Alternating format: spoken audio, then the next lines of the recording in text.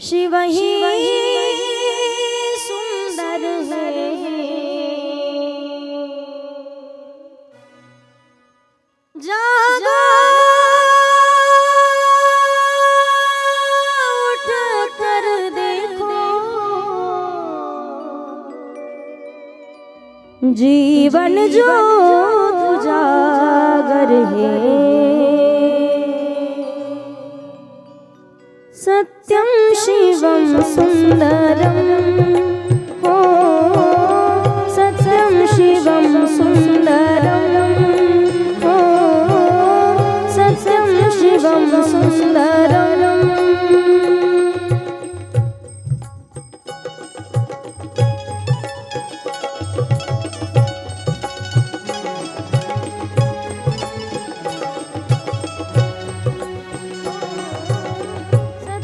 शिवम सुंदरम, ओ सत्यम शिवम सुंदरम।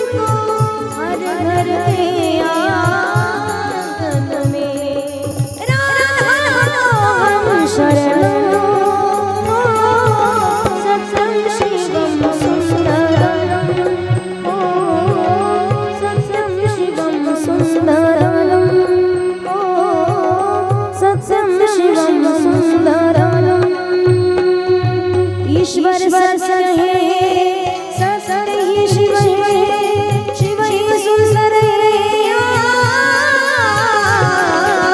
सत्यम शिवम सुंदरम, ओ सत्यम शिवम सुंदरम, ओ सत्यम शिवम सुंदरम।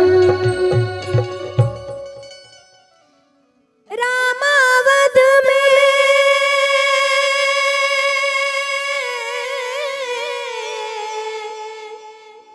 रामावत में, काशी में शिव, कान्हा वृंदावन में। दया करो प्रभु देखो इनको, दया प्रभु देखो इनको, हर घर के आंगन में राधा मोहन शरण, हो सत्यम शिवम सुंदरम। भगवान परमात्म्याच्या सत्य स्वरूपाचं वर्णन आहे या ठिकाणी। नंतर भगवंताचे 24 अवतार सांगितलेले आहेत। त्यामध्ये काही कर्म प्रधान अवतार आहेत, काही ज्ञान प्रधान अवतार आहेत आणि काही भक्ती प्रधान अवतार आहेत। भगवान परमात्माचे 24 अवतार, त्यामध्ये सनकादिक महामुनी, वराह, नारद, नर, कपिल, दत्त, यज्ञ, वृषभदेव, मत्स्य, कुर्म, मोहिनी, वामन, धनुमंतरी, नरसिंह, व्यास, बुद्ध, परशुराम, बलराम, कृष्ण आणि कलकी असे अनेक भगवान परमात्माचे अवतार सांगितलेले आहेत। त्यानंतर भागवत महापुराणामध्ये व्यास महाराजांनी याचं वर्णन करून भागवताची रचना करणारे व्यास आहेत। व्यास महाराजांना भागवत लिहिण्याची, ही महापुराण ग्रंथ लिहिण्याची इच्छा कशी निर्माण झाली आणि त्याची सुरुवात कशी झाली याची सुंदर अशी कथा येते। फार सुंदर सांगितलेलं आहे। वेद व्यासांनी 17 पुराणांची रचना केली, 18 पर्वांचं महाभारत देखील तयार केलेलं आहे। पण एवढा ग्रंथ निर्माण करून सुद्धा वेद व्यासांचं मन अगदी शांत राहत नाही, अशांत आहेत, कायम दुःखी आहेत। व्यास महाराजांच्या मनात प्रश्नचिन्ह निर्माण झालं की एवढ्या पुराणांची रचना करून सुद्धा अस्वस्थपणा आहे का, शांतता का लाभत नाहीये, मन शांत का राहत नाही, असा प्रश्न मनात यायला आणि शेंडीवाल्या बाबांची शेंडी टाईटच होती. ज्या वेळेला स्वर्ग मार्गाने निघाले होते, आकाश मार्गाने निघालेत, आकाशातून जात असताना नारद मुनींनी वेद व्यासांना उदास चेहरा पाहिला आणि वेद व्यासांना प्रश्न केला, व्यास महाराज एवढे का उदास आहे तुम्ही? एवढं प्रश्नचिन्ह का चेहऱ्यावरती निर्माण झालंय? काही अडचण आहे का? काही त्रास आहे का? आता वेद व्यास का संसारिक होते का? त्यांना विचारावं, काही धंद्यामध्ये दगा फटका झाला की काय, लेकरा बाळांनी काही त्रास दिला का काय, हे आपल्यावर येतो बा. दगा फटका आपल्याला होतो. एखाद्याचा मुलगा जोरात बोलला तरी लोक सांगतात ताई काय करावं, असंच घडतंय. बाईला वाटतं, सासूला वाटतं सुनेनं माझं ऐकावं, सुनेला वाटतं सासूनं माझंच ऐकलं पाहिजे. मी कायम सांगत असते, प्रपंच संसार सुखाचा होईल जोपर्यंत घराच्या मध्ये प्रत्येक व्यक्तीचं मन जुळून येत नाहीत आणि प्रत्येक जण स्वतःला समजून घेत नाहीत, विचारांची देवाणघेवाण होत नाही, तोपर्यंत घरात वाद राहणारच आहे, तोपर्यंत भांडण होणारच आहे. म्हणून महाराज मंडळींनी सुंदर असं वाक्य सांगितलेलं आहे, वर्णन केलंय की दिवसभर घरातला व्यक्ती कुठे जरी गेला, घर जर टिकून राहावं, प्रपंच व्यवस्थित राहावा असं वाटत असेल तर घरातलं भजन आणि सर्वांचं भोजन हे एकत्रित झालं पाहिजे.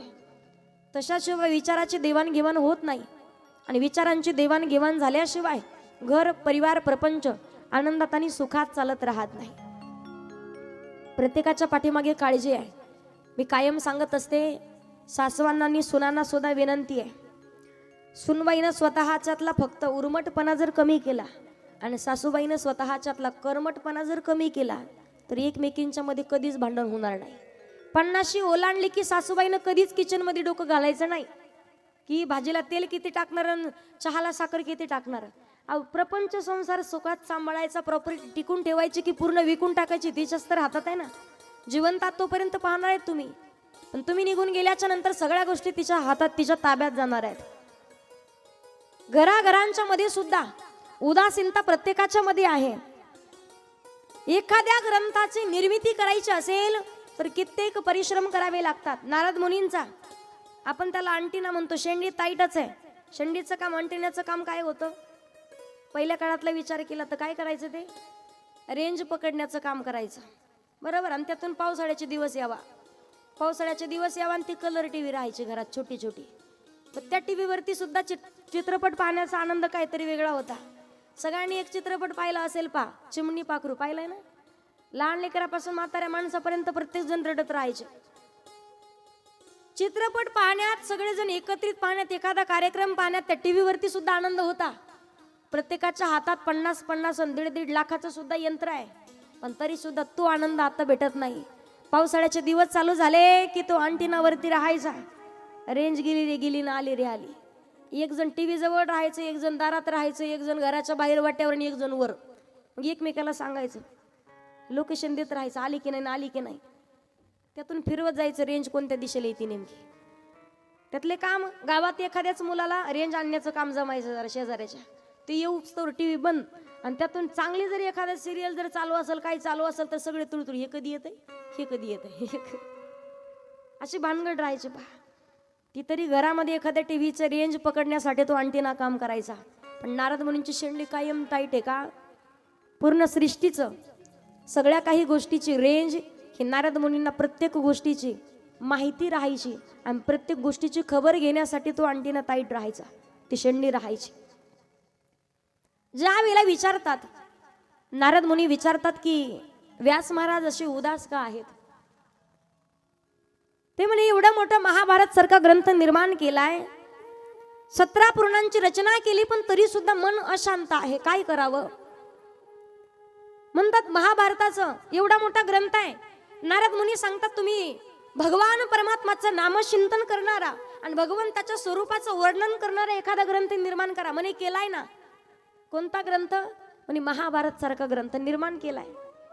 पण त्यावेळेला नारद मुनी सांगतात, महाभारत ग्रंथ हा नीती शिकवणारा आहे, पण एखादा असा ग्रंथ निर्माण करा की त्यामधून लोक प्रीती शिकले जातील आणि प्रेमाशिवाय भगवान परमात्माची, प्रीतीशिवाय भगवान परमात्माची प्राप्ती मात्र कधी होत नाही. नीतिप्रधान ग्रंथ आहे महाभारत सारखा. महाभारतामधून ज्या लोकांना भावकीचं भांडण जाणणार, राजकारण शिकायचे ते शिकतील, एकमेकांच्या मध्ये वाद लागल्याशिवाय राहणार नाही. पण कधी कधी पहा, एका मुलीला पाहुणे पाहण्यासाठी आलेत. मुलाचे मामा सोबत आहेत. मामांनी प्रश्न विचारला, का ग म्हणे हरिपाठ येतो का? म्हणे हो, रोज हरिपाठ करते. ज्ञानेश्वरीचं पारायण केलं म्हणे, गुरुचरित्राचं पारायण केलं, कथा कीर्तन म्हणे सगळं ऐकलंय म्हणे, भागवत कथा म्हणे हो ऐकली म्हणे, रामायण हो ऐकलंय, शिवमहापुराण म्हणे हो ऐकलंय, देवी भागवत कथा म्हणे ऐकली, संत चरित्र म्हणे ऐकलंय, आई वडिलांची सेवा हो करते म्हणे, स्वयंपाक म्हणे सगळं येतो. मुलाच्या मामाने विचारलं, का ग म्हणे महाभारत कधी वाचलंय का? ती म्हणली अजून वाचलं नाही, पण लग्न होऊन सासरी आल्या तेवढंच चालू करायचंय. घराघरात महाभारत चालू आहे सध्याच्या काळात. कथा कीर्तन आपण श्रवण करतोय, पण कथेमध्ये आहे काय? तुला मी कथेच्या सोबत तुमच्याच घरातल्या, तुमच्या परिवारातल्या कथा सुद्धा सांगणार आहे. तुमच्या कुटुंबापर्यंत मला घेऊन जायचं आहे. कारण कुटुंबातल्या कथा आहे, कधी कोणाच्या मनावरती परिणाम होईल आणि कधी कोणाचा वाद मिटला जाईल सांगता येत नाही. फक्त अंतःकरणातला भाव तेवढा शुद्ध असला पाहिजे. नारद मुनी सांगतात, महाभारत सारखा ग्रंथ तुम्ही निर्माण केलाय, नीती प्रधान ग्रंथ आहे, पण प्रीती प्रधान ग्रंथ, प्रीती प्रेम ज्या ग्रंथामध्ये आहे असा ग्रंथ निर्माण करावा लागेल. असा ग्रंथ निर्माण करावा लागेल म्हटल्याच्या नंतर ज्या वेळेला व्यास महाराज सांगतात, नारद मुनींना समजावून सांगतात की माझी वाटचाल आता वृद्धापकाळाकडे चालू झाली म्हणे. वृद्धापकाळाकडे वाटचाल चालू झाली असताना मी एखादा ग्रंथ कसा निर्माण करू शकणार आहे? नारद मुनी समजावून सांगतात, कथा त्रिवेणी संगम देव भक्तानी नाम, ज्यामध्ये देवाचं, साधू संताचं आणि भगवंताच्या नामाचं चिंतन केलं जातं ना. तू का म्हणे वृद्ध होती तरणे रे. भगवान परमात्माचं नामचिंतन कानावरती पडलं तर जे वृद्ध माणसं आहेत त्यांना सुद्धा तारुण्य प्राप्त होते. कधी कधी पहा तुम्ही, रोज तुम्ही आता काल पावले खेळात पहा, 60, 70, 80 वर्षाचे महिला मंडळ सुद्धा सांगतात, ताई कधीच नाचले नव्हते हो. गुडघ्याचा त्रास आहे, कुणाला कमरेचा त्रास आहे, कुणाला मणक्याचा त्रास आहे, पण सगळ्या काही गोष्टी विसरून प्रत्येक जण इथे उड्या मारल्याशिवाय राहत नाही. मी कायम सांगत असते, इथं बसल्याच्या नंतर तुमचे पाय दुखणार नाही. आषाढी वारीला जाताना तुम्ही चालत, जे कधीच गेले नाही त्यांनी चालत जाऊन पहा. ज्यांना 1 किलोमीटर चालणं होत नाही ते 1 महिनाभर चालतात आषाढी वारीमध्ये पांडुरंगाचं दर्शन घेण्याकरिता. पण कधीच कोणाचे पाय दुखत नाही, कोणाचे हात दुखत नाही, कोणाला काहीच होत नाही. 70 वर्षाच्या म्हाताऱ्या सुद्धा आनंदात चालतात पहा. सांगतात, ताई एकदा का सकाळची आंघोळ झाली तर सगळं आशीन भाग हलका होतो म्हणून परत नव्यानं पंढरपुरामध्ये जाऊन पांडुरंगाचं दर्शन घेण्याची आशा अंतकरणात राहते ना. त्यामुळे तेवढ्याच उभाडीनं निघतो. वर्णन फार सुंदर केलंय पहा. 60 साल के बूढ़े देखो हो गए आज जवान, हो गए आज जवान, नाच कूदे धूम मचावे, अरे मीठे बोलो बड़े नंद जी के, नंद जी के, नंद जी के आंगन में बज रही आज बधाई, नंद जी के आंगन में बज रही आज बधाई.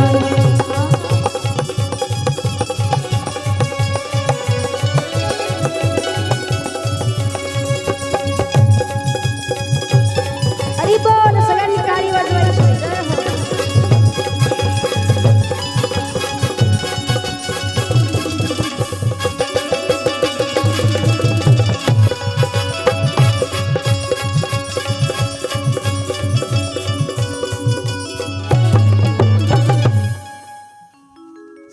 साल के बूढ़े देखो.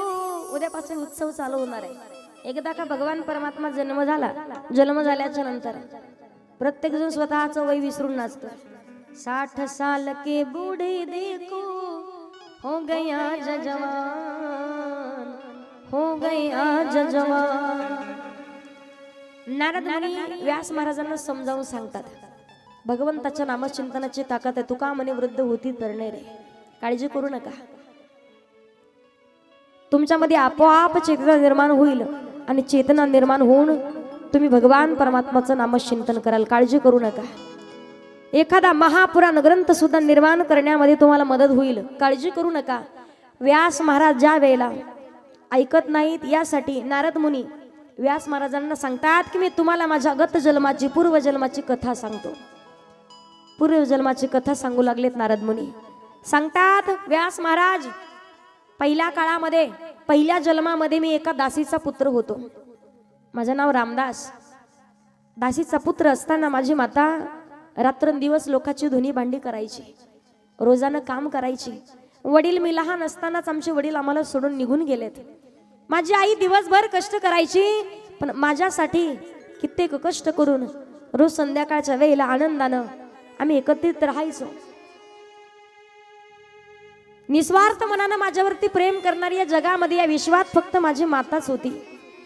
नारद मुनी सांगतात, पण काही कालांतराच्या नंतर एक दिवस चातुर्मासासाठी काही साधू महात्मा आमच्या गावात आले. आणि चातुर्मासासाठी साधू महात्मा गावात आल्याच्या नंतर ज्या वेळेला पाहिलं, गावातल्या लोकांनी विचार केला की या साधू संतांची सेवा घडली पाहिजे. या साधू संतांची सेवा करण्यासाठी गावामध्ये ज्या माणसाच्या, ज्या व्यक्तीच्या पाठीमागे व्याप नाही, अशी एखादी जोडी कुणीतरी, असंच एखादा व्यक्ती कुणीतरी या साधूंचं भोजन अन्नदान करण्यासाठी, स्वयंपाक करून देण्यासाठी कुणीतरी निवडू. म्हणून दासीचा पुत्र रामदास आणि दासीला निवडलं. मग तुम्ही यांचं रक्षण करायचंय, तुम्हीच 4 महिने यांची काळजी घ्यायची, यांची सेवा करायची. माझी आई रोज सकाळी त्यांना भोजन तयार करून द्यायची, भांडी घासायची, त्यांचे कपडे धुवून द्यायचे. मी साधू महात्म्यांना पूजनामध्ये लागणारी जे फुलं आहेत ना, ती फुलं आणून देण्याचं काम करायचं. काही कालांतराच्या नंतर एक दिवस एवढा साधू महात्म्यांचा सत्संग लाभलेला होता. रोज संध्याकाळच्या वेळेला ते साधू महात्मा कीर्तन करायचे, भगवान परमात्माचं नामचिंतन करायचे. मी स्वतःला त्यांच्यामध्ये लीन करून घेतलं होतं. पाहता पाहता 4 महिने कसे उलटून गेले लक्षात आलं नाही. 4 महिने पूर्ण झाले. साधू महात्मा सांगतात, बेटा आता येऊ का, आम्ही दुसऱ्या ठिकाणी जायचंय, भगवंताचं नामचिंतन अखंड मुखामध्ये आहे. त्यावेळेला मला नाही राहावलं. 7 दिवस जरी एखाद्या गावात जर आमची संगती लाभली ना, जाण्याच्या वेळेला आम्हाला त्या गावातून बाहेर पाऊल टाकावं असं वाटत नाही. साहजिक आहे, 4 महिने जे साधू महात्म्याचा सत्संग घडलेला आहे, अशा साधू महात्म्यांना सोडून कुठेतरी निघून जायचंय. नारद मुनी दासीचा पुत्र असताना विनंती करतात, महाराज भगवंताच्या भजनाची एवढी गोडी लागली आहे, तुम्ही गेल्याच्या नंतर मी जीवन जगायचं कसं? मला येऊ दे ना तुमच्या सोबत, मी तुमच्या सोबत येऊ का? मला येऊ द्या, माझं मन नाही राहणार, मला तुमच्या सोबत येऊ द्या बाबा. साधू महात्म्यांना जसं त्या मुलानं हट्ट केलेला पाहिला, तर त्याच दासीनं साधू महात्म्याच्या समोर हात जोडले. महात्मा, एकुलता एक मुलगा आहे माझा, तुमची सेवा करण्यामध्ये मदत करत होता, पण याच रामदासाकडे पाहून त्याचे वडील लहान असतानाच त्याला सोडून निघून गेलेत. याच्याकडे पाहून जीवन जगत आली आहे. मी सकाळी उठल्यापासून संध्याकाळपर्यंत मी झगडत राहते, मी कष्ट करत राहते ना, फक्त माझ्या एकुलता एक माझ्या या रामदासासाठी. तुम्ही जर याच पुत्राला घेऊन गेले तर मी आयुष्य काढायचं कसं? महात्मा, अहो म्हातारपणाची माझी काठी आहे ती, आणि तीच काठी तुम्ही जर घेऊन गेले, तोच माझा आधार जर हिरावून घेऊन गेले, मी जीवन जगायचं कोणासाठी? रामदासाच्या त्या आईचं बोलणं ऐकलं. साधू महात्म्यांचं सुद्धा अंतकरण भरून आलं. आणि साधू महात्मा सांगतात, पुत्रा रामदासा, अरे तुझ्या आईला दुःखात ठेवून, आईला दुःखात तू टाकून तू आमच्या सोबत येऊ शकत नाही. ज्याच्या आई वडील दुःखात आहेत ना, त्यांनी किती तीर्थक्षेत्र, किती तीर्थयात्रा केल्या, तरी त्यांच्या पदरी कधीच पुण्य पडू शकत नाही. माय बाप केवळ काशी, तेने न जावे तीर्थाशी. कुठल्याच क्षेत्रावरती, कुठल्याच तीर्थावरती जाण्याची गरज नाहीये. जोपर्यंत आहेत तोपर्यंत काळजी करा. म्हातारपणचा आधार तुम्ही आहेत, म्हातारपणचा त्यांची काठी तुम्ही आहेत, आणि तोच आधार जर तुम्ही त्याच आई वडिलांना जर धक्का देऊन बाहेर काढत असाल तर उपयोग नाहीये. अहो काय अपेक्षा असते त्या आई वडिलांना? फक्त आनंदानं अर्धी भाकर खाण्यासाठी भेटावी, आणि आनंदानं आमच्या मुलानं 2 शब्द फक्त आमच्या सोबत बोलावेत. सगळ्यात मोठी प्रॉपर्टी त्या आईची जर कोणती असेल ना, सगळ्यात मोठी प्रॉपर्टी तर तिचा मुलगा आहे.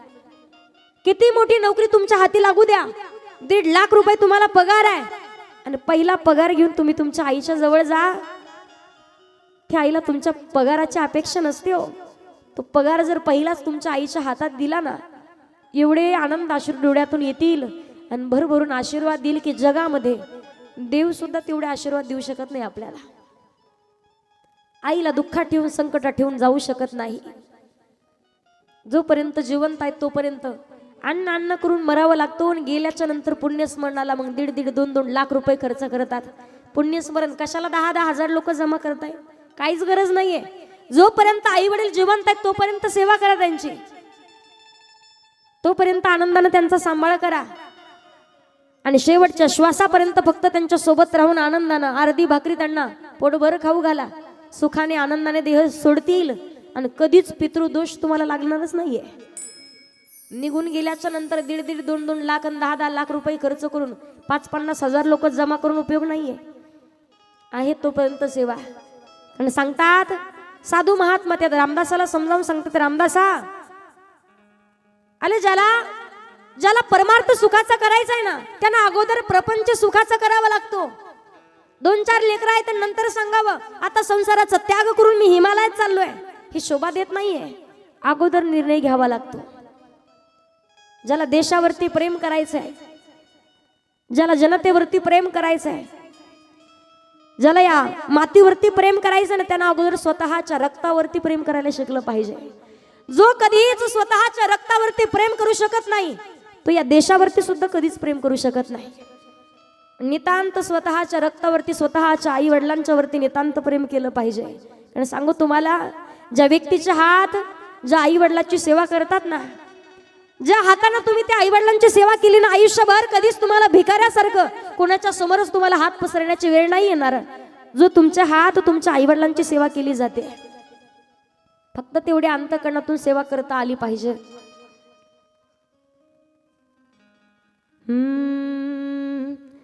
ये तो सच है कि भगवान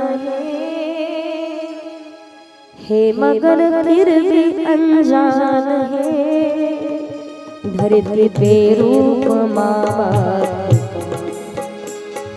विधाता की पहचान है.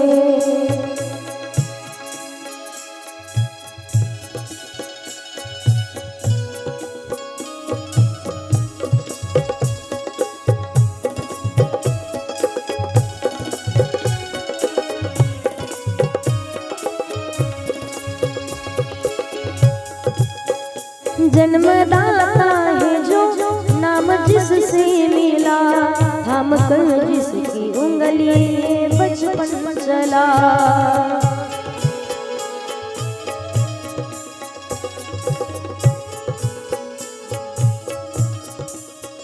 कांधे पर बैठ के जिसके देखा जहां, ज्ञान जिससे मिला क्या बुरा क्या भला.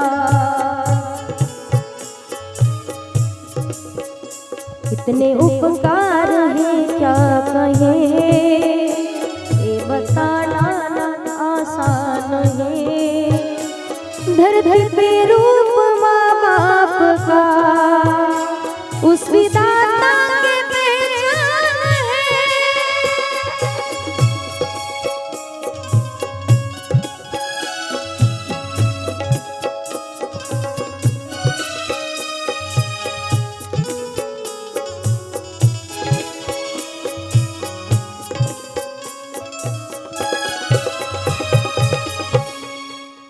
ये तो सच है कि भगवान है मगर फिर भी अनजान है. धरती पे रूप माँ बाप का उस विधाता के पहचान है. सगळ्यात मोठे नितांत निस्वार्थ प्रेम करणारा आता फक्त आई वडील हेच पात्र आहे. पहा, रामदासाला समजावून सांगतात साधू महात्मा, रामदासा अरे आईला असं दुःखात टाकून तू आमच्या सोबत नाही येऊ शकत. तू आईच्या जवळ राहा. नित्वांत आयुष्यभर म्हातारपणी तू आईचा आधार आहेस, तू आईची काठी आहेस. तोच आधार जर हरवला तर त्या आईनं जगायचं कसं? जोपर्यंत किंमत कळते माणसाला, पहा जिवंत आहे तोपर्यंत किंमत करायला शिका. निघून गेल्याच्या नंतर हंबारडा फोडून रडल्याशिवाय दुसरा आपल्याकडे काहीच पर्याय उरत नाही. एखाद्या मुलीला विचार, एखाद्या बाईला विचारा, ताई माहेरात दरवर्षी जाता का तुम्ही? माहेर जिवंत आहे, माहेर हक्काचं आहे. कुठपर्यंत? जोपर्यंत त्या दारात म्हातारे आई वडील बसले तोपर्यंत. ज्या दिवशी तुमच्या दारातील तुमच्या माहेरातील आई वडील निघून जातील ना, त्या बाईला हक्कानं अधिकारानं चप्पल सोडण्यासाठी उंबरठा नाही राहत. त्या उंबरठ्यावरती तिचा अधिकार नाहीये. जेवढं ती प्रेमानं, जेवढं दुःख स्वतःच्या आईला आणि स्वतःच्या वडिलाला सांगू शकते, तेवढं दुःख स्वतःच्या भावापर्यंत नाही मांडू शकत. जगात लाखामध्ये 100मध्ये एखादा भाऊ असा आहे की स्वतःच्या बहिणीला तळ हाताच्या पोडासारखा सांभाळतो, एखादाच भाऊ आहे. नाही तर प्रॉपर्टीसाठी कित्येक पाहतोय आपण. सगळ्याच बहिणी अशा आहेत असंही नाही. निस्वार्थ नितांत प्रेम करणारं नातं फक्त आई वडील. कधीच एखादी मुलगी जर माहेरात गेली ना, रिकामी पिशवी नाही येऊ देतो. अहो देण्याच्या वस्तू नसतात पण तरी सुद्धा देते. कांदे लसूण देण्याच्या वस्तू आहेत का? पण काहीच जर देण्यासाठी नसेल ना, तर ती आई कांदे आणि लसूण सुद्धा ते पिशवीत घालून देते लेकीला. जाऊ दे तेवढे 4 दिवस तुझा संसार, तुझा प्रपंच सुखाचा होईल. वेडी माया असते, भोळी असते. मुलीचं सुद्धा मन नाही राहावत. माहेरात एकदा गेली ना, श्रीमंत घरी जरी दिलेली असेल ना ती मुलगी, माहेरात आल्याच्या नंतर एकदा का तिला घेण्यासाठी कोणीतरी सासरवरून आलं ना, 4-4 वेळेला मातीच्याच भिंती आहेत, पत्र्याचं घर आहे, पण त्याच घरामध्ये त्याच भिंती फिरून जाते त्या घरातून. काहीतरी हरवल्यासारखं तिला वाटतं, काहीतरी विसरलंय माझं. पण तिच्या लक्षात राहत नाही की भोळ्या बाबडं मन त्याच मातीच्या 4 भिंतीमध्येच मन अडकलंय. तिथेच काहीतरी हरवलंय, तिथेच काहीतरी जीव अटकलाय. रामदासाला समजावून सांगितलं, आईला असं दुःखात टाकून तू येऊ शकत नाही. रामदासाला वाईट वाटलं, दुःख वाटतंय. आईचा सांभाळ करण्यासाठी रामदास राहतोय. साधू महात्मा निघून गेलेत. पण एक दिवस संध्याकाळची वेळ आहे, सायंकाळचा दिवस झालाय. सायंकाळची वेळ असताना तीच माता गाईचं दूध काढण्यासाठी गेलेली होती, धार काढण्यासाठी. गाईचं दूध काढण्यासाठी गेली, अंधार होता. त्या गोठ्यामध्ये जिथे गेली ना, तिथे एक नाग आलेला होता आणि त्याच नागाच्या फण्यावरती त्या आईचा पाय पडला. जसा पाय पडला तसाच दंश त्या नागानं त्या आईच्या पायाला केला. जागेवरती मृत्युमुखी पडली आहे. पूर्ण शरीर काळं निळं झालेलं आहे. रामदासानं त्या आईला पाहिलं आणि मृत्युमुखी पडलेल्या मातेला पाहून हंबरडा फोडून रामदास रडू लागले की आई गेली मला सोडून तू. साधू महात्म्याच्या सोबत चाललो होतो ग, पण म्हातारपणी तुझा सांभाळ करण्यासाठी, तुझी काळजी घेण्यासाठी, तुझा आधार म्हणून तूच तर म्हटलीस ना, माझा आधार म्हणून तू थांब.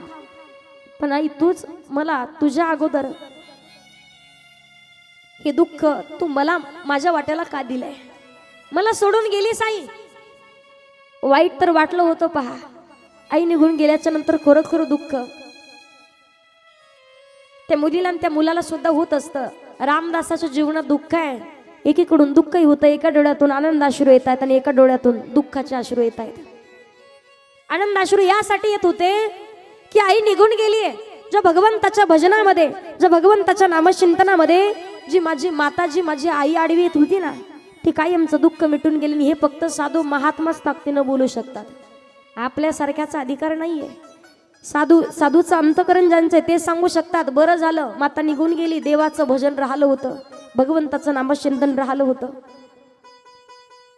रामदासांनी ज्या वेळेला साधू महात्म्याने एक छोटीशी दिलेली विणा होती, ती विणा घेतली आणि ती विणा घेऊन अरण्यामध्ये येऊन नामचिंतन करू लागले. आकाशवाणी झाली. एक दिवस आकाशवाणी झाली. भगवान परमात्मा नजरेच्या समोर आले आणि नजरेच्या समोर येऊन अचानक अदृश्य झालेत.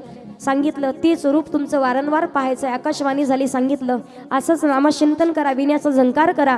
पुढच्या जन्मामध्ये ज्या वेळेला ही सृष्टी लय पावेल, नव्यानं सृष्टी निर्मिती होईल, तेव्हा तुम्ही ब्रह्मदेवाचे मानसपुत्र नारद मुनी म्हणून जन्माला याल. तुम्हाला ती विना दिली जाईल आणि ज्या ज्या वेळेला तुम्ही विनेचा झंकार कराल त्या ते वेळेला तुम्हाला माझं दर्शन होत राहील. म्हणून नारद मुनी अखंड नामचिंतन करतायत. बोलिये नारद महाराज की जय, नारद महाराज की जय, गोपाल कृष्ण भगवान की जय.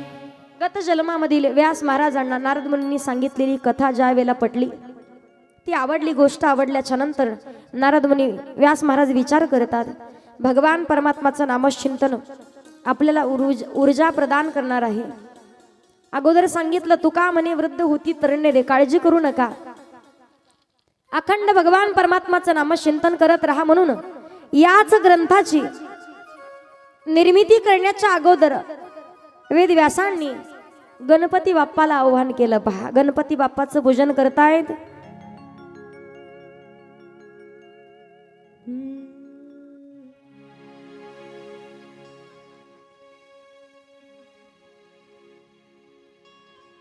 देवा श्री गणेश देवा श्री गणेश देवा श्री गणेश देवा श्री गणेश देवा श्री गणेश देवा श्री गणेश देवा श्री गणेश देवा श्री गणेश देवा श्री गणेश देवा श्री गणेश देवा श्री गणेश देवा श्री गणेश देवा श्री गणेश देवा श्री गणेश देवा श्री गणेश देवा श्री गणेश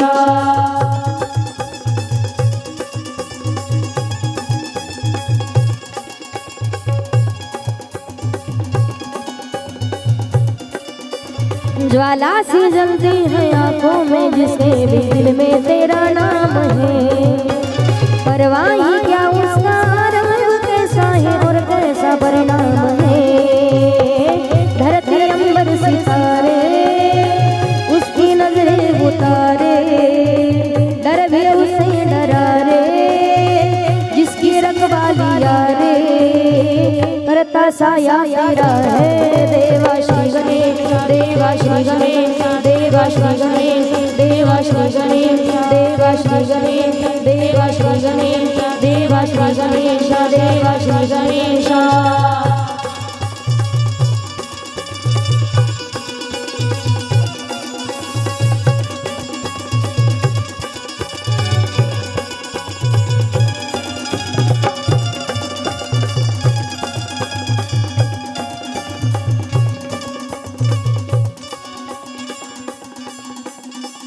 हो तेरी भक्ति तो वरदान है, जो कमाए वो धनवान है। बिन किनारे की कश्ती है वो देवा तुमसे जो अनजान है। यूं तो मुशक सवारी तेरी सब पे है पहरेदारी तेरी। पाप की आंधियां लाख हो कभी ज्योति न हारी तेरी। अपनी तकदीर का वो सिकंदर हुआ रे भूल के ये जहाँ रे जिस किसी ने यहाँ रे साथ पाया तेरा रे। देवा श्री गणेश देवा श्री गणेश देवा श्री गणेश देवा श्री गणेश देवा श्री गणेश देवा श्री गणेश देवा श्री गणेश देवा गणपति बाप्पा